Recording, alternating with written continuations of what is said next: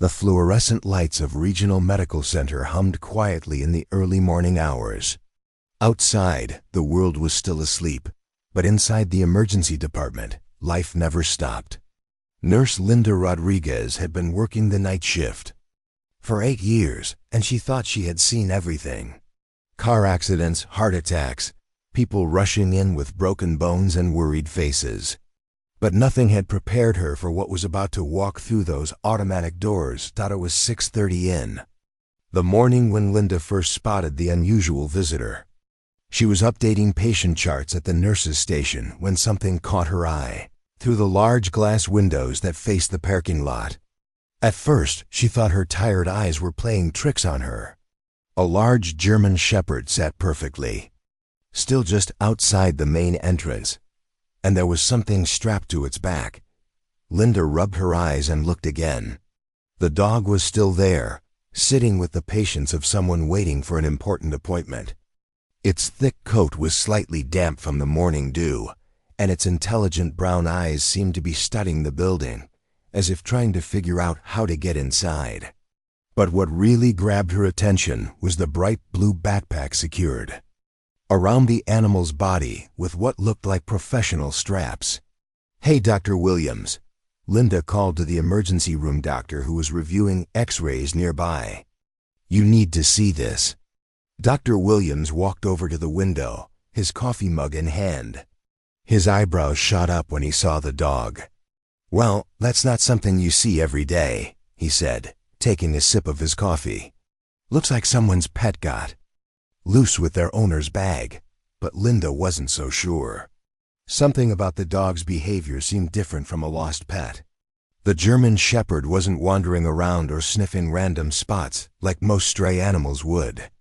Instead, it sat with purpose, occasionally looking at the doors and then back toward the wooded area behind the hospital. Its ears were alert, and every few minutes it would make a soft whining sound that seemed to carry urgency. "I think this dog is trying to tell us something," Linda said, her nursing instincts kicking in. After years of working with people in crisis, she had developed a sixth sense about when something was seriously wrong. Security guard Tom Peterson noticed the commotion and joined them at the window. "Hospital policy says no animals inside unless they're registered service dogs," he reminded them, though his voice lacked conviction.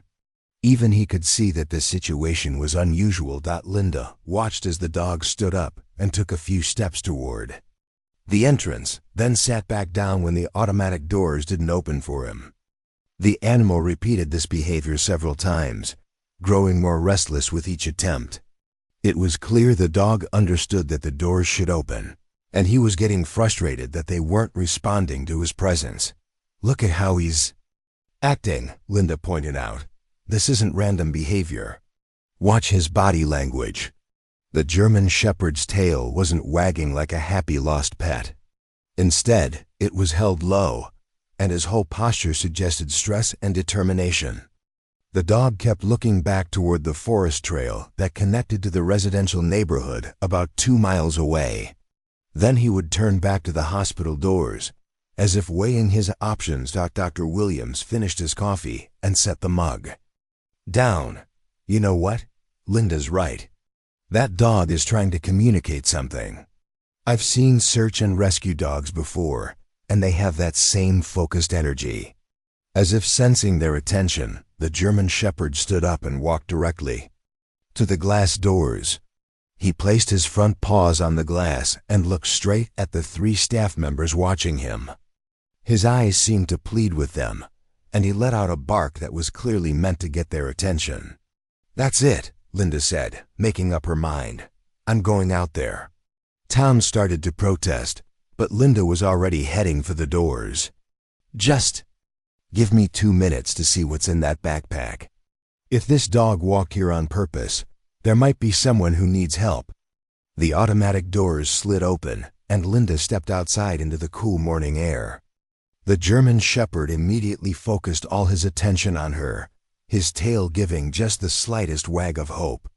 As she approached slowly, talking in gentle tones, the dog remained perfectly still, as if he understood that sudden movements might scare her away.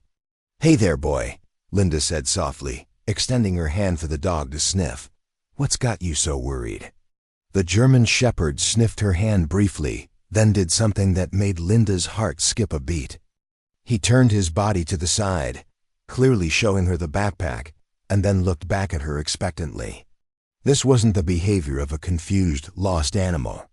This was the behavior of a dog who had been trained to deliver something important.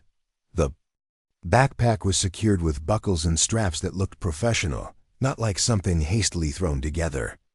It was slightly worn, but well maintained, the kind of gear someone might use for hiking or emergency preparedness.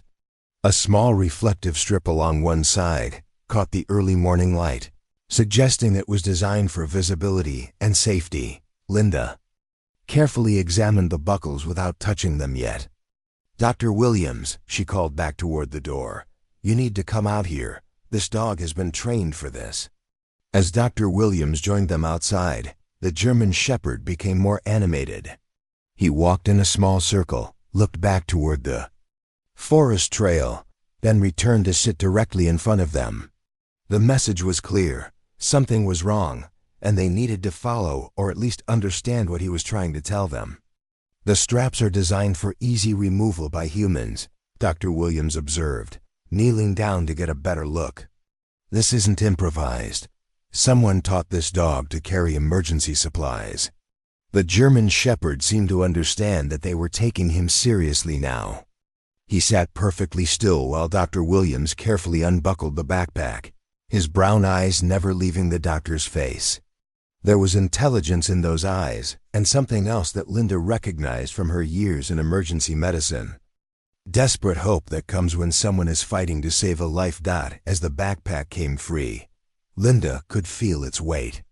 This wasn't empty or filled with random items. Whatever was inside had been carefully packed by someone who knew what they were doing. The dog immediately became more agitated once the pack was removed, pacing back and forth between the humans and the trail leading into the woods.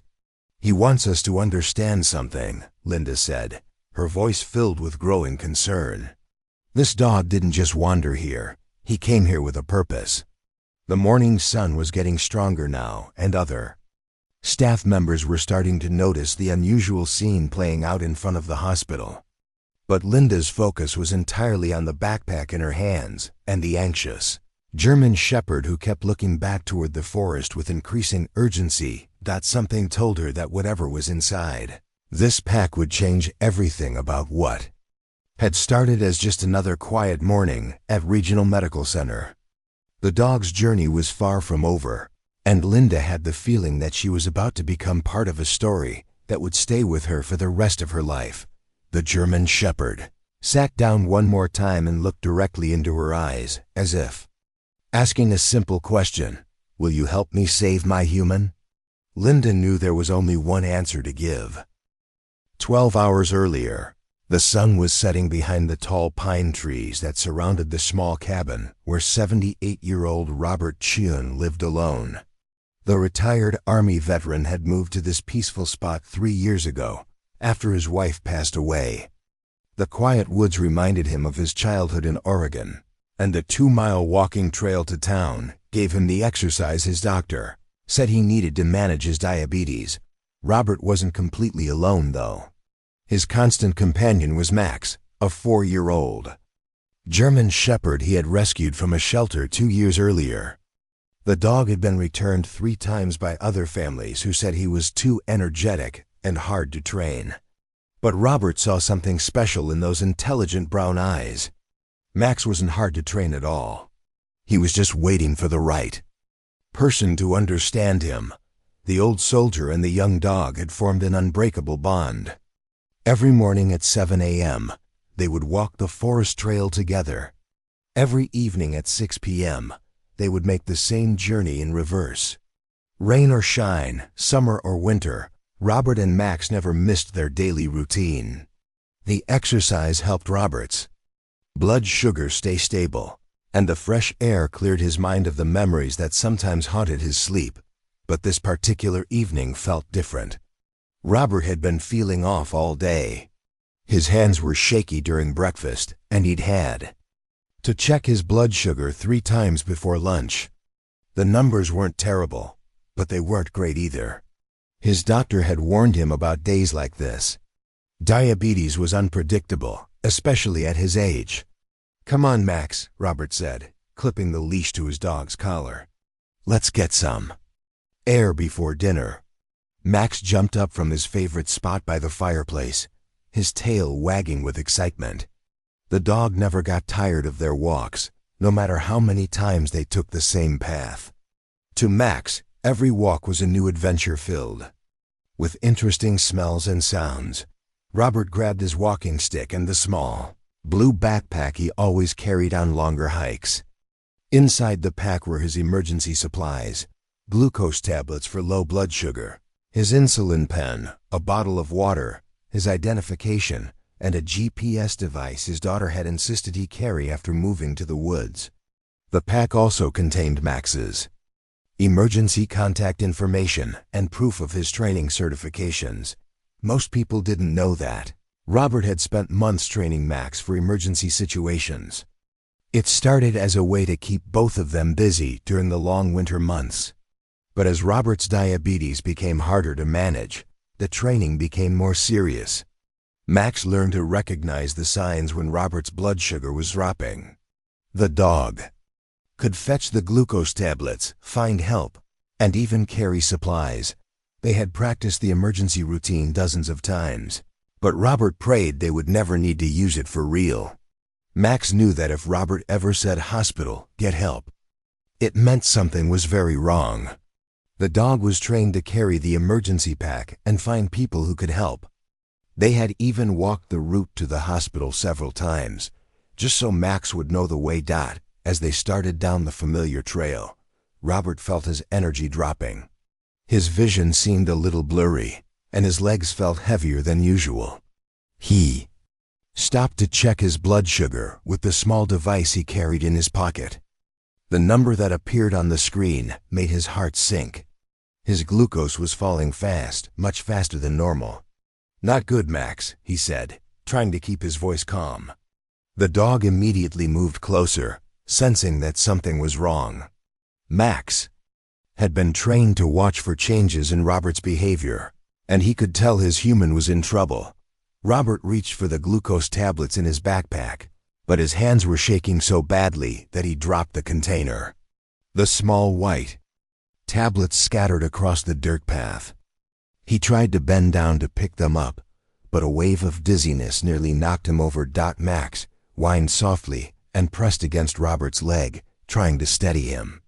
The dog's training was kicking in automatically. When Robert was unsteady, Max became his support. When Robert seemed confused, Max stayed extra close to guide him. "I think we need to head back, boy," Robert said. But even as he spoke, he could feel his condition getting worse.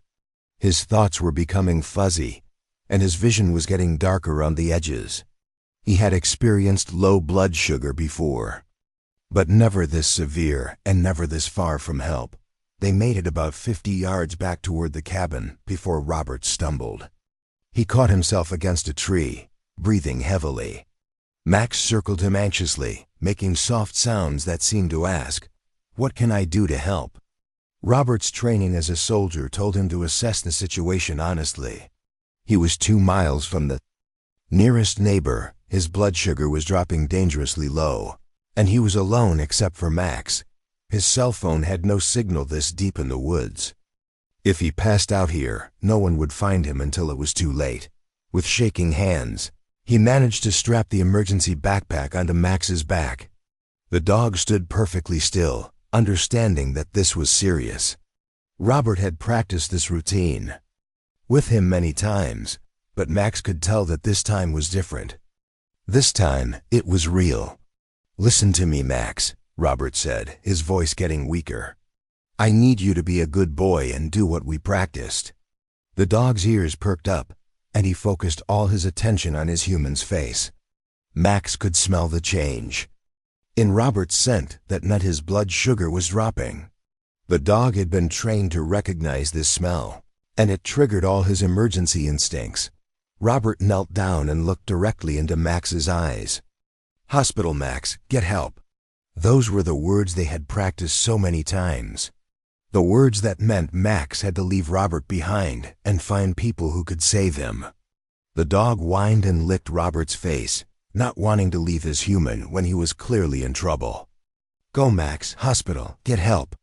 Robert's voice was barely a whisper. Now Doc Max understood. With one last look at Robert, the dog turned and ran toward the trail that led to town. His powerful legs carried him quickly through the forest, the emergency pack bouncing slightly on his back. But this wasn't a training exercise anymore.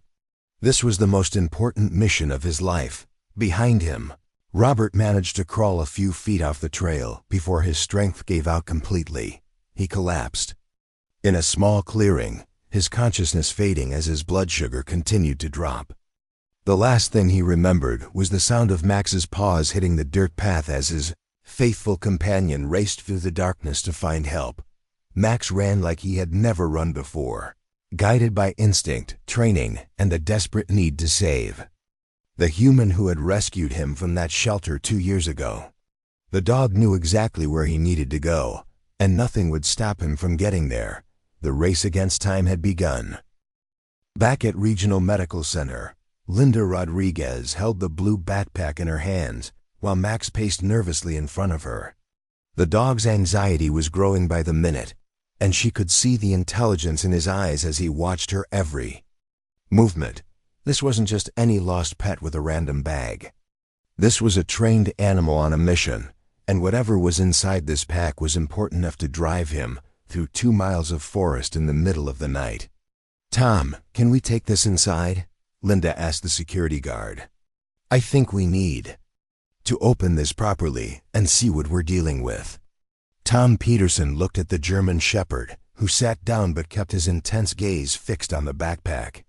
"Hospital policy says no animals inside, but this is clearly an emergency situation.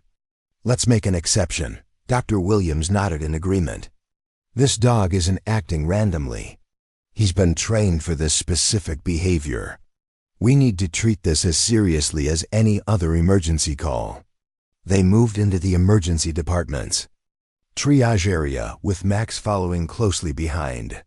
The dog's nails clicked on the polished floor as he walked, his head held high and his attention focused entirely on the humans carrying his precious cargo.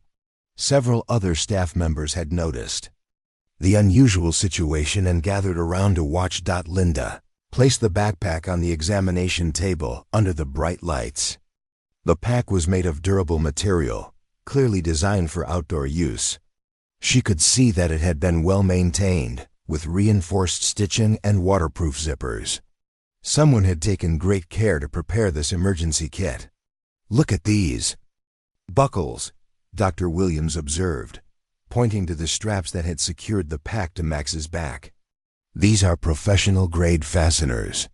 This whole setup was designed by someone who knew what they were doing." Max whined softly and put his front paws on the edge of the examination table, trying to see what they were doing with the pack. His tail wagged slightly when Linda spoke to him in gentle tones, but his overall demeanor remained focused and urgent. "It's okay, boy," Linda said, carefully unzipping the main compartment. "We're going to help." The first thing she pulled out was a clear plastic bag containing what looked like medical supplies. Inside the bag were glucose tablets, an insulin pen, and a blood glucose testing kit. Linda's nursing experience immediately told her what she was looking at. "This person is diabetic," she announced to the group. "These are emergency diabetes supplies." Dr. Williams moved closer to examine the medical kit. "This is a serious setup. Look at the organization. Everything is labeled and easy to access. Whoever packed this knows how to handle diabetes emergencies." Linda continued unpacking the bag. Next came a bottle of water, still sealed, and a small pack of crackers. Then she found a waterproof pouch containing documents. Her hands trembled slightly as she opened it, sensing that what she found inside would change everything. The first document was a laminated medical information card. Robert Chun, age 78, type 2 diabetes, Linda read aloud. Emergency contacts. Medical history, current medications. She looked up at the group. This man is 78 years old, and he's somewhere out there in trouble. Max's ears perked up at the mention of Robert's name. The dog let out a soft bark and looked toward the windows that faced the forest. His message was clear. His human was out there and needed help right away. There's more, Linda said, pulling out additional documents. She found Robert's identification, insurance cards, and a detailed medical history that had been updated just 3 months ago. At the bottom of the medical sheet, someone had written in careful handwriting, "Max is trained for medical emergencies. If he brings this pack, I am in serious danger and cannot get help myself." Dr. Williams felt a chill run down his spine. This man planned for exactly this situation. He trained his dog to be his emergency response system. Linda reached deeper into the pack and found something that made her gasp. A small GPS device was blinking with a red light. The screen showed coordinates and a timestamp from 6 hours ago. He's got a GPS tracker in here, and it's showing his last known location. The timestamp told the whole story. Robert's GPS had last updated at 7:23 p.m. the night before. It was now past 6:30 a.m. The man had been missing for over 11 hours.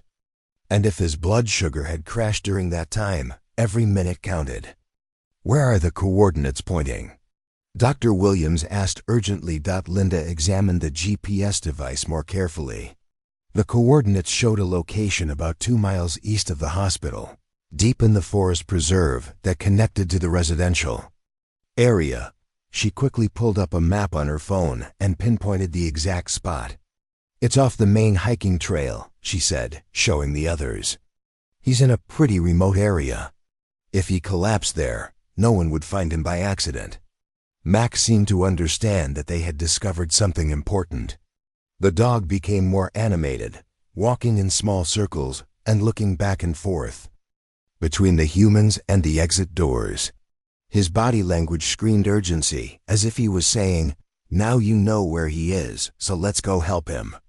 Linda found one more item in the pack that nearly brought tears to her eyes.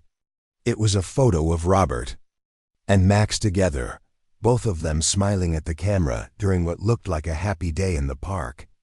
On the back of the photo, someone had written, "Max saved my life once by just being there when I needed a friend.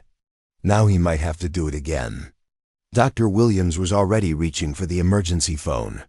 "We need to call dispatch immediately. This is a diabetic emergency with a specific location. We've got an elderly man who's been unconscious for hours in freezing temperatures." As Dr. Williams made the call, Linda knelt down to Max's level. The dog immediately focused on her face, his brown eyes filled with hope and trust. "We understand now, Max. We know where Robert is, and we're going to help him." Max's tail wagged more enthusiastically, and he licked Linda's hand. For the first time since arriving at the hospital, the dog seemed to relax slightly. His mission was working. The humans understood what he was trying to tell them. Within minutes, the emergency dispatch had been alerted. Paramedics were being called in, and a search and rescue team was being assembled. The GPS coordinates gave them an exact location to search, which would save precious time in finding Robert. "The ambulance crew is en route," Dr. Williams announced. "ETA to the GPS location is about 15 minutes. Linda looked at the collection of items spread across the examination table. The glucose tablets, the insulin, the carefully organized medical information, the GPS device, and the photo of a man and his dog who clearly loved each other deeply. Everything told the story of someone who had prepared for the worst while hoping it would never happen. Max sat quietly now, but his eyes never left the windows that faced the forest. He had done his job perfectly. He had carried the emergency information exactly where it needed to go, and now the humans were taking action to save his beloved Robert. The dog's incredible journey was about to reach its most critical moment. The ambulance sirens cut through the quiet morning air as paramedic Jake Morrison and his partner Amy Chun raced toward the forest coordinates. Jake had been working emergency medical services for 12 years, but he'd never responded to a call quite like this one.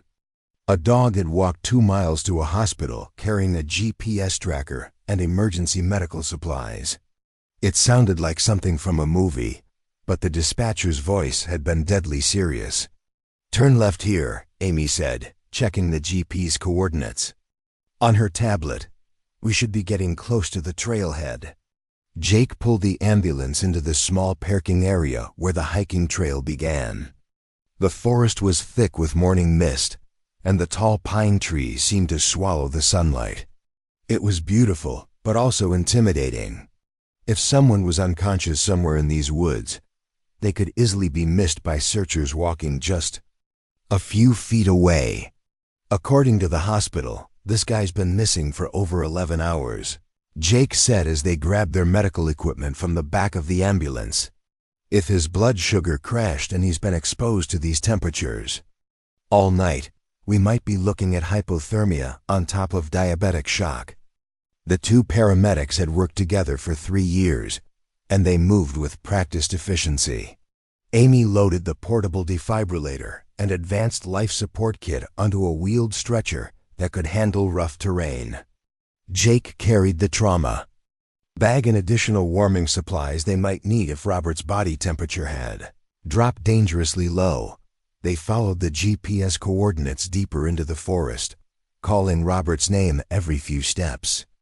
The morning was still and quiet except for the sound of their boots on the dirt path and the occasional bird call from high in the trees. After about 10 minutes of hiking, Amy's GPS showed they were getting very close to the target location. "Robert!" "Chun," Jake called out loudly. "Emergency medical services. Can you hear us?"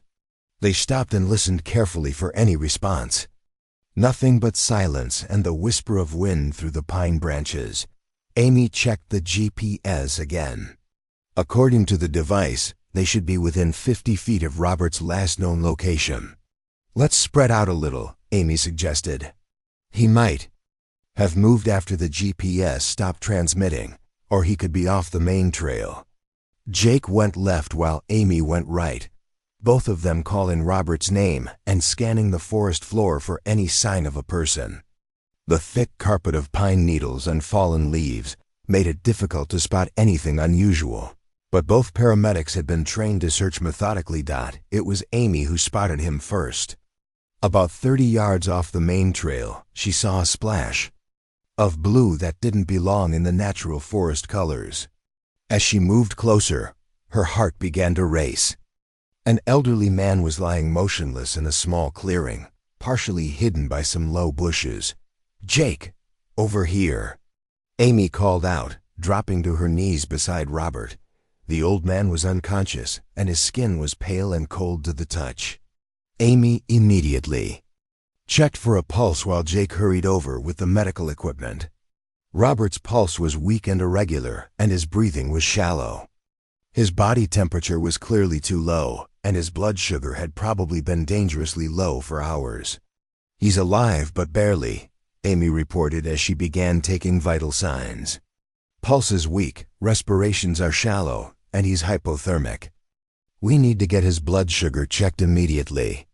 Jake was already preparing the glucose testing kit. Robert's blood sugar reading was so low it barely registered on the meter. In medical terms, he was in severe hypoglycemic shock, a condition that could cause permanent brain damage or death if not treated quickly. "Starting 4 glucose right now," Jake said, finding a vein in Robert's arm. "His blood sugar is critically low. This guy's been fighting for his life all night." As Jake administered the emergency glucose, Amy worked to warm Robert's body temperature. She wrapped him in specially designed heating blankets and began preparing him for transport.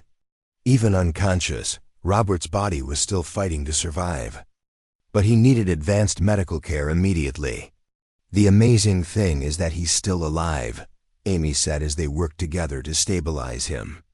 At his age, with diabetes, being unconscious in near-freezing temperatures for 11 hours should have been fatal. He's tougher than he looks. Jake checked Robert's pulse again and was relieved to find it getting slightly stronger as the glucose entered his system. His body is responding to treatment. We might have gotten here just in time. As they prepared to move Robert onto the stretcher, Amy noticed something that made her pause. Scattered around where Robert had fallen were glucose tablets, the same kind they had learned about from his emergency pack. It looked like he had tried to treat himself before losing consciousness, but had been too weak to open the container properly. "Look at this," Amy said, showing Jake the scattered tablets. He was trying to save himself right up until the end. This man's a fighter. Getting Robert out of the forest and to the ambulance took 20 minutes of careful maneuvering. The wheeled stretcher could handle the rough terrain, but they had to go slowly to avoid jarring their patient. Every few minutes, they stopped to check his vital signs and make sure he was still responding to treatment. By the time they reached the ambulance, Robert's pulse was noticeably stronger, and his blood sugar was starting to rise. But he was still unconscious, and his body temperature was still dangerously low. The next few hours would be critical in determining whether he would make a full recovery. "Regional Medical Center, this is Unit 47, Jake radioed to the hospital. As Amy drove the ambulance back toward town, "We have a 78-year-old male, diabetic emergency with severe hypothermia. Patient was unconscious for approximately 11 hours. We've started 4 glucose and warming protocols. ETA is 8 minutes. Linda Rodriguez was waiting in the emergency bay when the ambulance arrived. She had been thinking about Robert and Max for the past hour, hoping and praying that the rescue team would find him alive. When she saw the paramedics wheeling Robert into the hospital, her heart jumped with relief. How is he?" Linda asked as they moved Robert into the trauma room. "Stable, but critical," Jake reported. "His blood sugar was extremely low when we found him, and his body temperature dropped significantly overnight. He's responding to treatment, but the next few hours will tell us if there's been any permanent damage." Dr. Williams took over Robert's care, ordering additional tests and treatments to address both the diabetic emergency and the hypothermia. As the medical team worked to save Robert's life, Linda stepped outside to check on Max, who had been waiting patiently in the lobby. The German Shepherd looked up hopefully when Linda appeared.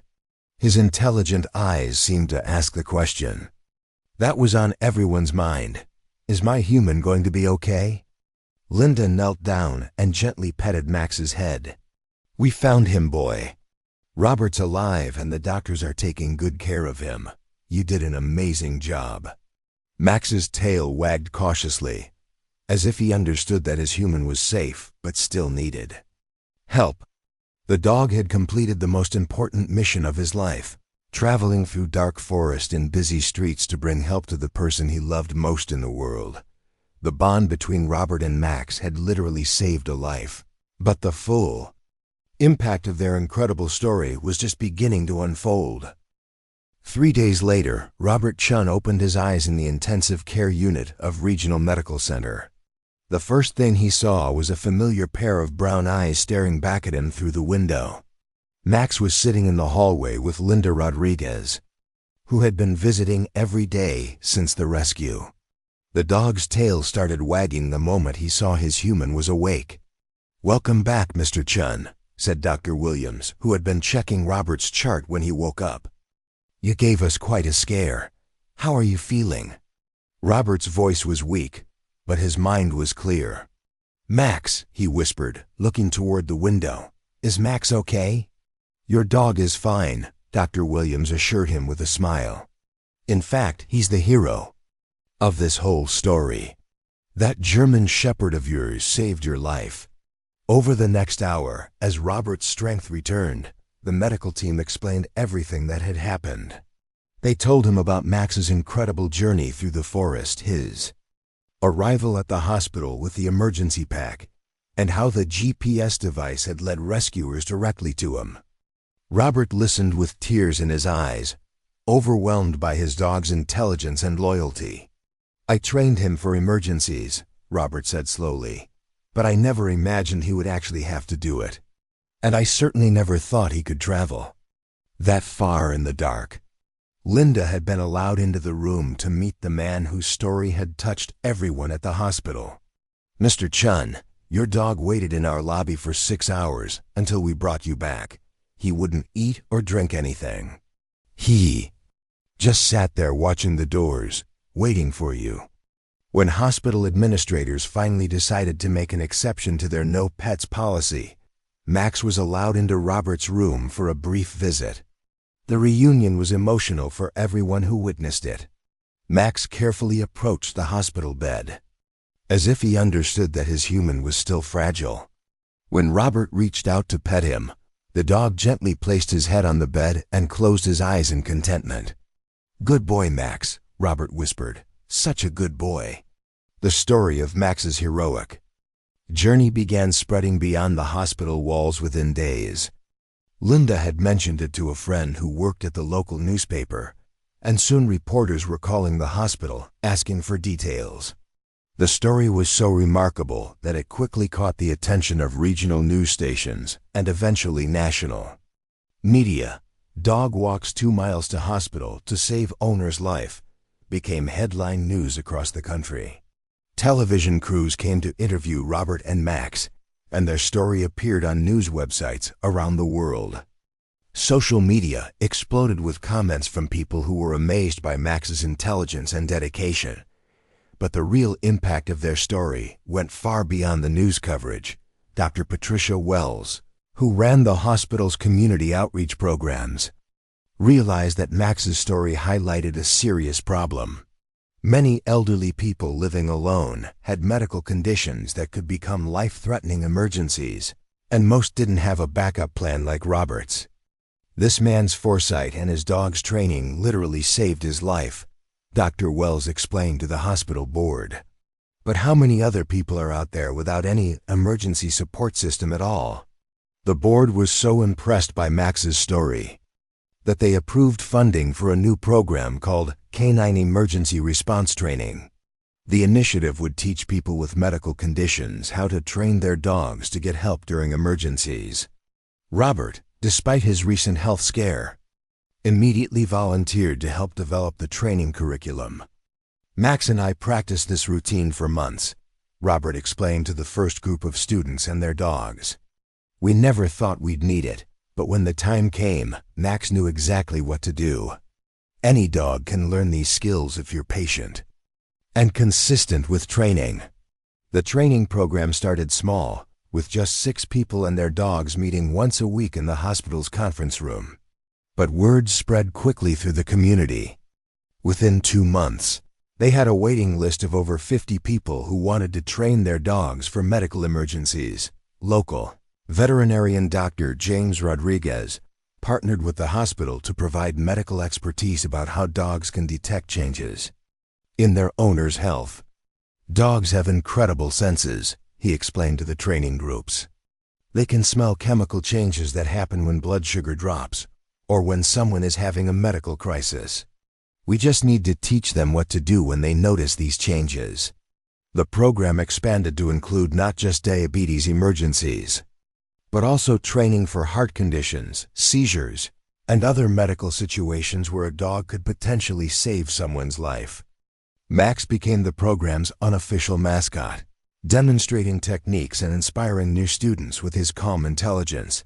6 months after his rescue, Robert received a call that changed his perspective on their experience even more. A woman from 3 states away had seen their story on the news and used Max's training methods to teach her own dog emergency response. When she had a severe allergic reaction and couldn't reach her phone, her dog had successfully brought her emergency medication and then alerted neighbors by barking at their door.